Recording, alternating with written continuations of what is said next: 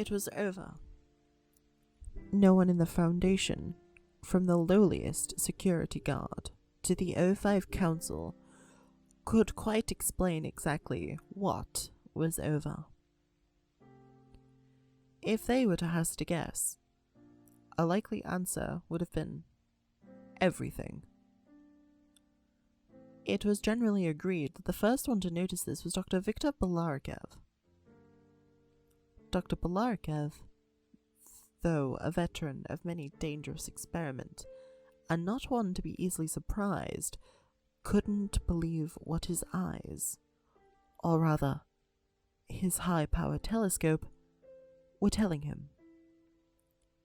What Dr. Balarikev couldn't quite believe was that a routine scan of the Crab Nebula revealed nothing but empty space where a rather conspicuous and rather hateful star was supposed to be. The alarm was raised.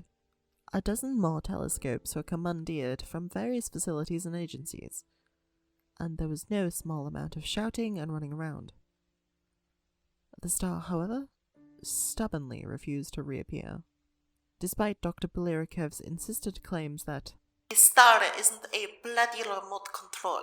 You don't just lose it. The next one to experience this strange lack of all things strange was D-682-1356, though he couldn't quite appreciate the magnitude of the occasion. He didn't know he was supposed to be the bait in what was most assumed to be another futile attempt in an endless series of failures. D-682-1356 also didn't quite know how to feel when he entered the armored vault to discover nothing more than a badly mangled skeleton in the acid bath. So, what do you guys want me to do with that? Do you have a bone to pick with me or something? The joke was lost on the assembled researchers, who now had more important things to worry about than D-682-1356's poor sense of humour. So began the end.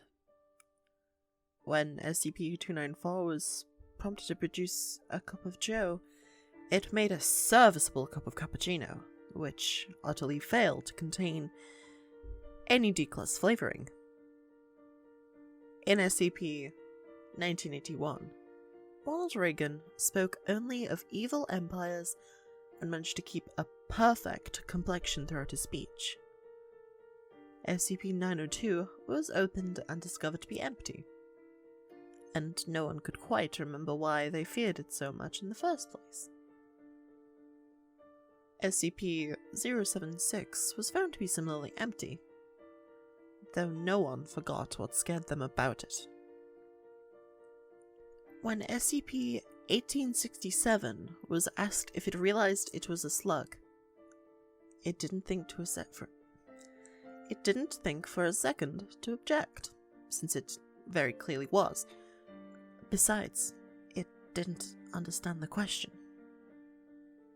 SCP-085 was gone from its canvas. Its inky plains and fields felt bare and empty, without the presence of the young woman who inhabited them. They found the clothes which once belonged to SCP-1440 near the top of Mount Everest. Next to them, a single word was written in the snow: free. Around the world, the echoes of the end became seismic shocks, and no one was spared from their influence. The Church of the Broken God was wiped off the face of the earth. It isn't easy to maintain a working religious organization when all of your artifacts crumble to dust. It's even more difficult to do so when half of those artifacts are inside your head. Marshall, Carter and Dark Limited, having lost most of their stock, and shortly after most of their numbers, soon faded into obscurity. Their once busy clubhouse, a hub for all things mysterious and expensive, became a place for elderly gentlemen to read the Sunday newspaper in peace and doze in comfortable leather chairs. The Global Occult Coalition, after it became clear that the threats it created to thwart were gone, was soon disbanded. The budget once dedicated to fighting the forces of the unknown was allocated to some of humanity's more mundane needs, such as the prevention of global warming and the development of more advanced nuclear weapons. No word was heard from Dr. Wondertainment for a long time. A year after the end, a new line of Dr. Wondertainment toys was released.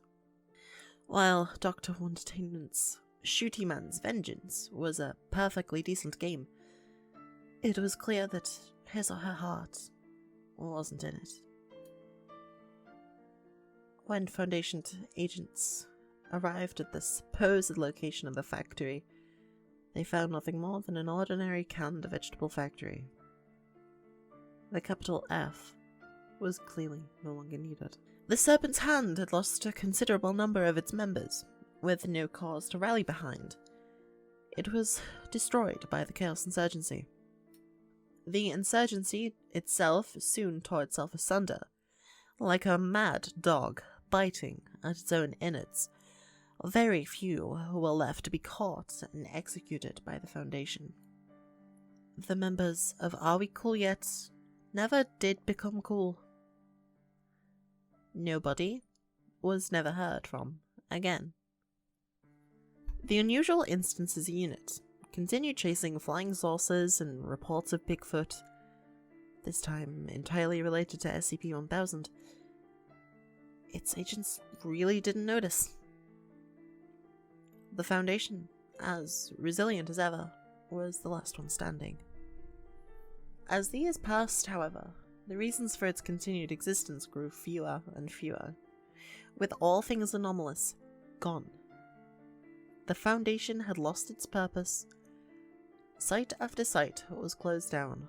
Personnel were let go or, in the case of the few remaining D-Class, terminated.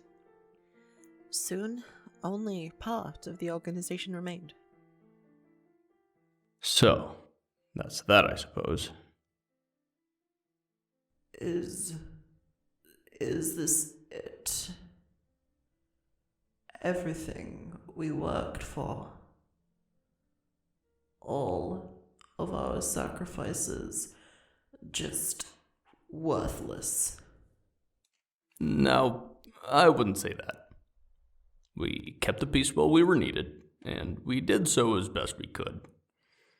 We're simply not needed anymore. Shouldn't I be happy? All of those terrible things we kept locked in are gone. After all, humanity is finally safe. From everything but itself, yes. Then why do I feel like some toy, used and abused, then discarded when it is no longer useful? It's just the way things are. We were the jailers, the wardens holding back the storm. Now all of our prisoners are gone. There's no need for wardens in quiet days. Come on, let me buy you a drink. A drink would be nice. Or 10. Hey, I'm not made of money,